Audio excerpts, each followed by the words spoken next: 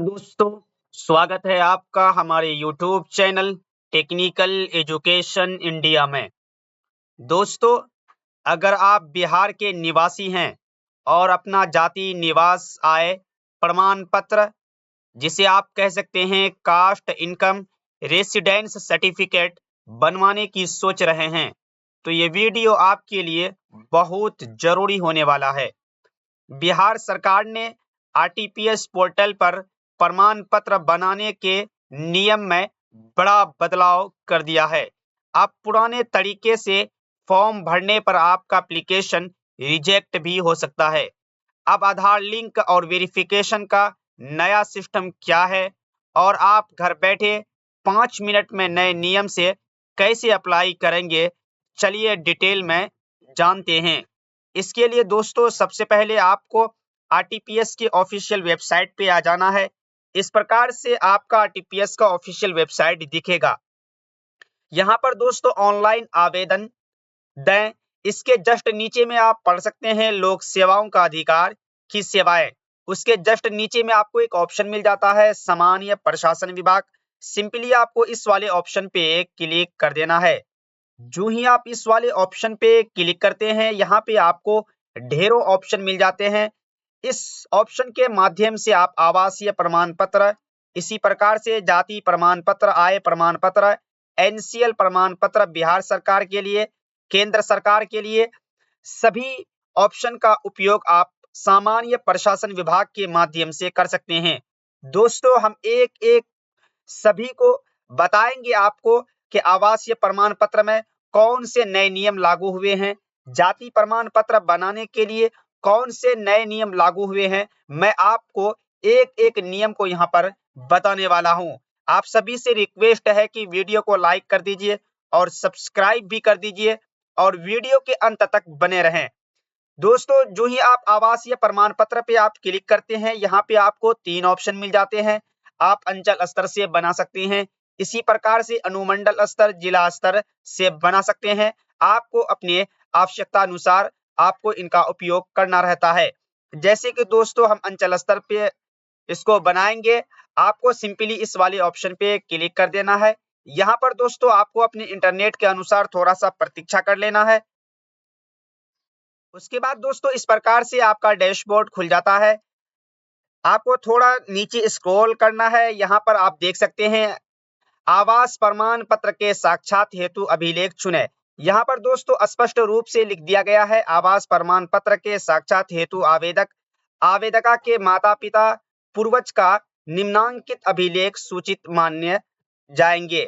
यहाँ पे दोस्तों आप देख सकते हैं राजस्व अभिलेख खतियान है, आप उसको यहाँ पे सबमिट करके इसको बना सकते हैं। इसी प्रकार से राजस्व अभिलेख का कोई दान पत्र है, आप उसके भी माध्यम से आवासीय प्रमाण पत्र को बना सकते हैं। इसी प्रकार से दोस्तों राजस्व अभिलेख, भूमि संबंधी दस्तावेज अगर आपके पास उपलब्ध है तो आप इनके भी माध्यम से बना सकते हैं। इसी प्रकार से राजस्व अभिलेख, भूमिहीनों को आवंटित जमीन से संबंधित अभिलेख, इसी प्रकार से दोस्तों अन्य राजस्व अभिलेख, ये सभी राजस्व से संबंधित है। अगर ये आपके पास उपलब्ध है तो आप इनके माध्यम से बना सकते हैं। इनमें से अगर आपके पास कोई भी दस्तावेज नहीं है तो यहाँ पे दोस्तों आपके पास अगर राशन कार्ड है तो आप इनके भी माध्यम से बना सकते हैं। इसी प्रकार से निर्वाचन पहचान पत्र, इसी प्रकार से दोस्तों दूरभाष अगर आपके पास विपत्र है तो आप उनके भी माध्यम से बना सकते हैं। तो दोस्तों ये सभी प्रक्रिया है जो नए नियम लागू हुए हैं आवासीय प्रमाण पत्र बनाने के लिए। अब दोस्तों हम यहाँ पे बात करेंगे आवासीय के अलावा अगर आप बनाना चाहते हैं जाति प्रमाण पत्र, तो जाति प्रमाण पत्र आप अंचल स्तर से अगर आप बनाना चाहते हैं तो इस पे क्या नए नियम लागू हुए हैं, हम इसके बारे में भी बात करेंगे। यहाँ पे दोस्तों आप देख सकते हैं जाति प्रमाण पत्र साक्षात हेतु निम्नांकित अभिलेख समुचित माने जाएंगे। यहाँ पर आप देख सकते हैं जाति प्रमाण पत्र के साक्षात हेतु आवेदक आवेदिका का पिता पूर्वज का निम्नांकित अभिलेख समुचित माने जाएंगे।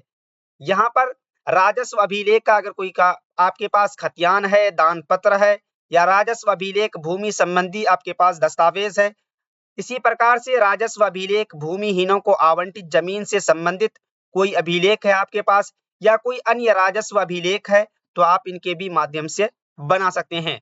इसी प्रकार से दोस्तों राजस्व अभिलेखों की कोई आपके पास स्थिति स्थल निरीक्षण हेतु आग्रह प्रमाण पत्र है तो आप इनके भी माध्यम से बना सकते हैं।